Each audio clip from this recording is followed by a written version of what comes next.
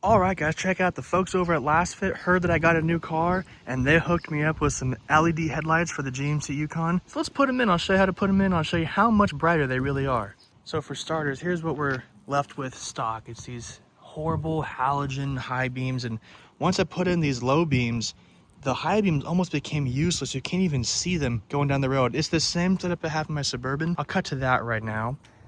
And this looks awesome. Let's check the high beams out. Oh my God, you can't even see the high beam on the LED side. Look at that. It just completely disappears. Get over here, that's almost all your entire hotspot because it's like matching the bright. It's barely even brighter than the low beam itself. You can see it on the bottom there. It's barely brighter than the actual low beam. So when you have a genuinely bright low beam, it's almost completely useless, honestly. And again, look at that color temperature. And then kick it on to low beams and we can see a lot better. Adding high beams almost does nothing. Again, back to just high beams. Terrible. Add the low beams, bam, that's just wow. So as you can see, once you upgrade your low beams, your high beams are so much dimmer than your low beams. You gotta get the high beams to match, right? You gotta get it all. Now you might be thinking, oh man, well, how do I do all that? That seems hard. Well, GM made it really easy to do it on this side and a little bit less easy over there, but it's still totally doable. So I'll show you how to do it. So the headlights themselves are identical on both sides. So if we look down here, this guy down here is our high beam.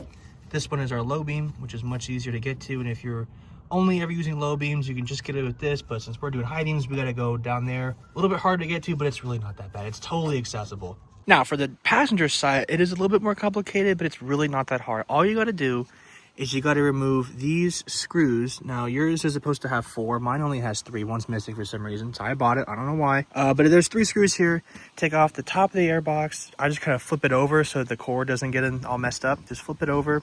But before we do that, we have to remove this bar. For some reason GM put a bar here and it's underneath this plastic thing. So all you need to do here is you need to fill the large Phillips screwdriver, and I have one of these trim removal tools. If you don't have that, you can use a couple flatheads. Not that big of a deal. You just gotta pull these little plastic dealies out of here. Just kind of pop them out. It's a 2-piece design, so you can put a screwdriver in there, lift the top part out, and then pry out the whole thing. So here's how I'm gonna do it. I'm gonna put this in, kind of work it under there. There you go. It lifts up, and now the entire thing comes out. This tool makes it super easy, but you can get away without this tool if you do not have it. All right, once you have all the clips out, this guy just picks up. There's a couple little clips by the grill. Just kind of pull it out, and there you go. This piece is off. And now once you're under here, there's a bolt here and a bolt there. They're both 10 millimeters. They come out super easy.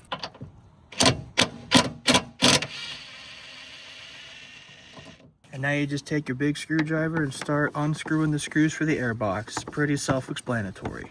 These screws do come out, so make sure you're holding on to them. Some airboxes have a retaining clip that keep them in, but these GM ones, you got to pull them all the way out, so do not drop them. Now once you have all the screws out, I like to loosen up this hose clamp to make it a little bit easier to move it all around. Do not take it all the way out, just loosen it a bit so that the hose can come off if it needs to. There we go. I pulled the hose off. I'm gonna get this little kink out of my hose while I'm got it open here. This is an amazing time to change your air filter. Now, if you saw my other video, I literally installed this one last week, so this is totally fine. I'm totally gonna put this one back in, no big deal. But if you have not done this, since you just saw how much work it is to get to it, please just buy an air filter while you're doing this. They are like $10. Just do it. You're already taking it out. Why put an old one back in? All right, PSA over. Next thing is you gotta remove the bottom air box, and this just kind of clips in. So you just got to pull this out. There's a rubber grommet that it sits in that I will pull off camera with 2 hands, but you just pull these out. So once you've used both hands to yank it out, you just kind of pull it out like this, since this goes into the fender. And here's a little nub on the bottom. These go into these rubber grommets down here. So you're just kind of yanking them out of the rubber grommet. Once it's out, you're going to find this weird rubbery stuff that GM puts on it. I ripped a lot of it out to get to the low beam. It does a weird kind of star pattern. Rip all that out because that stuff's going to cut your hand and that sucks. So I'm going to rip all this stuff out so there's better access to the high beam down there. Okay, and once you've made some space, I'll show you on the top one because it's easier for filming, but literally all you do is you just twist it and it comes out and there's your bulb in there. Same thing for the bottom. but it's just easier to film the top one because it's easier to see. All right, the high beam cover has been removed. The bulb is in there. Now I'm just gonna kind of reach in. You can't see any of this, but I'm just gonna reach in and twist the bulb out and pull it out. Here's the bulb. It comes out. There's a good amount of length in the cord. Thank you, GM, for thinking that through. Sometimes they're super short. You're just gonna unplug it and plug the new one in. Okay, what I had to do for this, since it's a weird kind of prong, I just took my flathead screwdriver and I put the screwdriver underneath these teeth and lifted it up. It's because it's not like a thumb release. You gotta pry it off with the screwdriver. Now here's our new ones. I just slid them right in, plugged in right away. You got this big ballast here.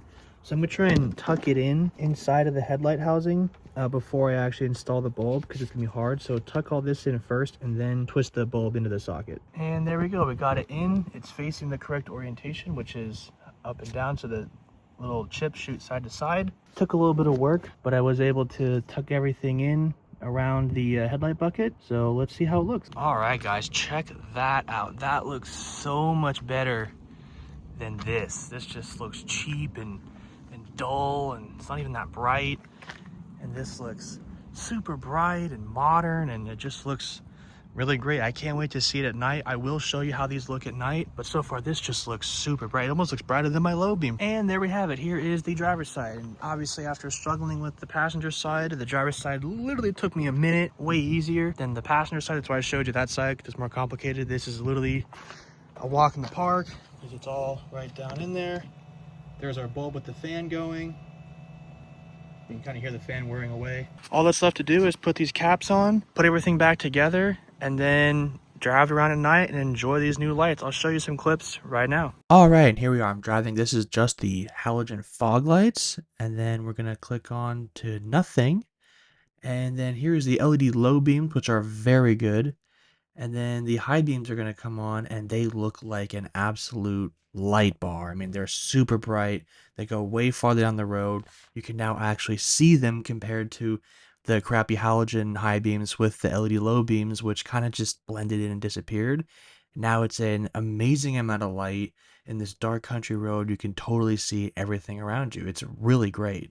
And here I am on a downhill into a curve. As you can see, the high beams are really adding a lot of width and height, which allows me to see farther down the road in this super dark predicament that I've found myself in here. And then as we get to the uphill, you can see that they shine much farther down the road with the high beams. They don't just blend into the low beams like the halogens did. And I can actually see where I'm going in this super dark, creepy area. So that's really great. And here is how it looks outside the vehicle. As you can see, it shoots super far down the road, and here's what the car looks like. It looks really awesome. It's super bright. It looks modern. It looks crisp and sharp. It's really great. So if you guys want to get a set of these for your truck, any GMC Yukon or Chevy Suburban from 2015 to 2020, these will fit. And check out the links below to get a set for yourself. And don't forget to like and subscribe. Thanks, guys.